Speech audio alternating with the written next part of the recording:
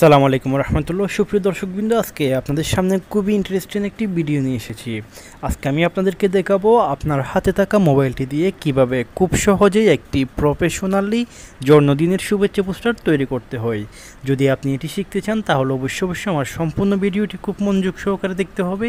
আর যারা আমার চ্যানেল আজকে নতুন এসেছেন সবাই আমার চ্যানেলটি সাবস্ক্রাইব করে রাখবেন। যারা অলরেডি সাবস্ক্রাইব করেছেন সবাইকে অসংখ্য ধন্যবাদ।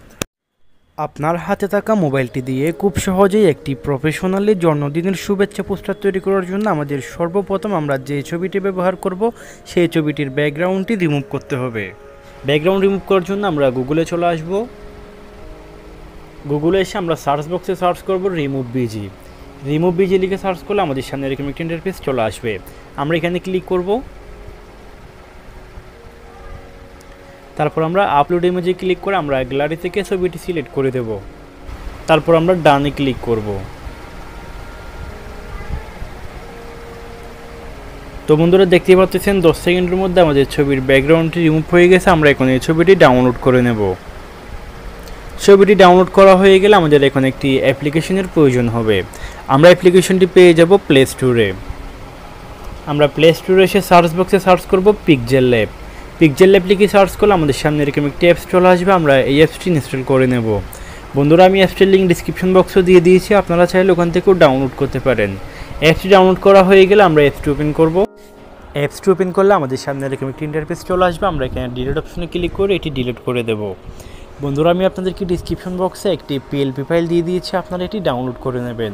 দেন পিএলপি ফাইলটি আমাদের এখানে ওপেন করতে হবে। পিএলপি ফাইলটি ওপেন করার জন্য আমরা 3 ডট অপশনে ক্লিক করব। তারপর আমরা ওপেন পিএলপি ফাইলে ক্লিক করব। তারপর আমরা আমাদের এখান থেকে পিএলপি ফাইলটি সিলেক্ট করে দিয়ে ওকেতে ক্লিক করব। দেন ব্যাকে আসব। তো বন্ধুরা দেখতে পাচ্ছেন আমাদের সামনে ডিজাইনটি চলে আসছে। আমরা এখন আমাদের নাম, ছবি এবং তারিখটি কাস্টমাইজ করে নেব। ছবিটি পরিবর্তন করার জন্য আমরা ছবির উপর ক্লিক করে আমরা ডিলিট অপশনে ক্লিক করে এটি ডিলিট করে দেব।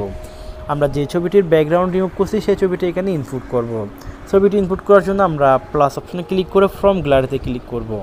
আমরা গ্যালারি থেকে আমাদের ছবিটি সিলেক্ট করে দেব। তারপর আমরা রাইট সিনে ক্লিক করব। তো বন্ধুরা দেখতে পাচ্ছেন আমাদের সামনে ছবিটি চলে আসছে। আমরা এটা একটু অ্যাডজাস্ট করে এখানে বসাই দেব। তারপর আমরা লেয়ার অপশনে ক্লিক করে ছবির লেয়ারটা একটু নিচের দিকে নামাই দেব।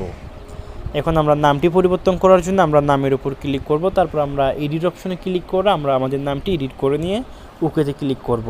সেম একইভাবে তারিখটি পরিবর্তন করার জন্য আমরা এখানে তারিখে ক্লিক করে আমরা এডিট অপশনে ক্লিক করে আমাদের তারিখটি পরিবর্তন করে নিতে পারবো। এখন আমাদের ছবিটি সেভ করার জন্য আমরা 3 ডট অপশনে ক্লিক করব। তারপর আমরা এক্সপোর্ট ইমেজে ক্লিক করে আমাদের ছবিটি সেভ করে নেব।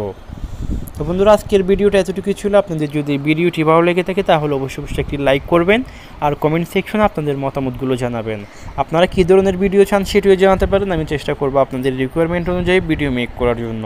তো বন্ধুরা, আজকের মধ্যে এখানে শেষ করছি। দেখা হবে আরেকটি ভিডিওতে। সে পর্যন্ত ভালো থাকবেন, সুস্থ থাকবেন। আল্লাহ হাফেজ।